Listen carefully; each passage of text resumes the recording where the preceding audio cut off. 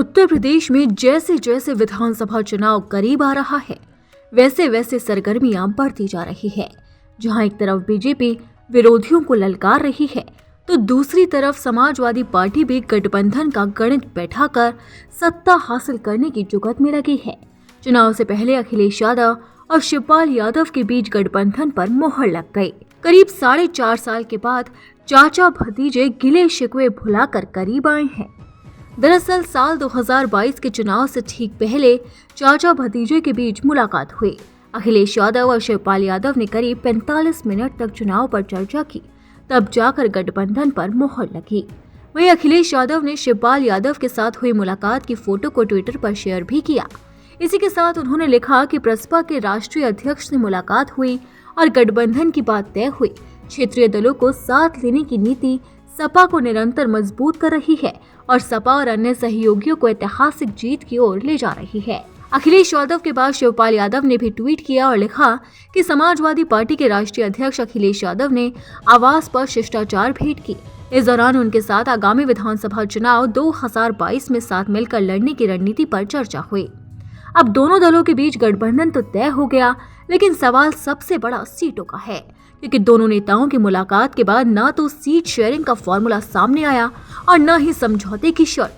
ऐसे में सवाल उठता है कि शिवपाल यादव के करीबी नेताओं को अखिलेश कैसे 2022 के चुनाव में एडजस्ट कर पाएंगे। इन सवालों के बीच कहा जा रहा है कि अखिलेश यादव ने शिवपाल यादव से कह दिया है कि सपा 350 सीट पर चुनाव लड़ेगी। ऐसे में सबसे ज्यादा दिक्कत उन सीटों पर है जहां से शिवपाल यादव के करीबी चुनाव लड़ने की तैयारी में है। खैर, ये तो आने वाला वक्त ही बताएगा कि चाचा भतीजे में सीटों का फॉर्मूला कैसे निकल पाएगा। लेकिन वहीं अगर गोवा विधानसभा चुनाव की बात करें तो यहाँ पर कांग्रेस और बीजेपी एक दूसरे को ललकारते नजर आ रहे हैं, लेकिन ममता बनर्जी की पार्टी तृणमूल कांग्रेस भी मुकाबले को त्रिकोणीय बनाने की कोशिश कर रही है। इसी के मद्देनजर टीएमसी लगातार विरोधी दल को आड़े हाथों ले रही है। हालांकि उसकी जुबान पर ज्यादातर कांग्रेस का ही नाम है। टीएमसी ने ट्विटर पर कांग्रेस और बीजेपी के चुनावी चिन्ह की एक फोटोशॉप तस्वीर शेयर करते हुए लिखा है कि जब एक पोशाक दूसरे को खेलने में मदद करती है तो अंतर करने में बहुत कम बच जाता है। कांग्रेस जनता पार्टी के इस गठजोड़ ने लोगों को काफी आहत किया और गोवा के लोगों ने विदाई की कार्रवाई शुरू कर दी। जहां एक तरफ टीएमसी सोशल मीडिया पर कांग्रेस पर तीखे तीर छोड़ रही है, तो वहीं पार्टी प्रमुख ममता बनर्जी भी रैली में विरोधी दल को आड़े हाथों ले रही है। गोवा में एक जनसभा को संबोधित करते हुए ममता बनर्जी ने कहा कि सोनिया गांधी के नेतृत्व वाला दल बीजेपी से निपटने के केवल बड़े बड़े दावे करता है।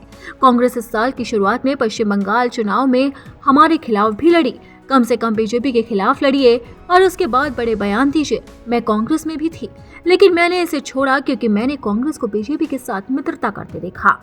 अब चुनाव है तो जाहिर सी बात है कि नेताओं के बीच बयानबाजी का दौर भी तेज होगा, लेकिन देखना होगा कि आखिरकार चुनावी जंग में कौन बाजी मारता है।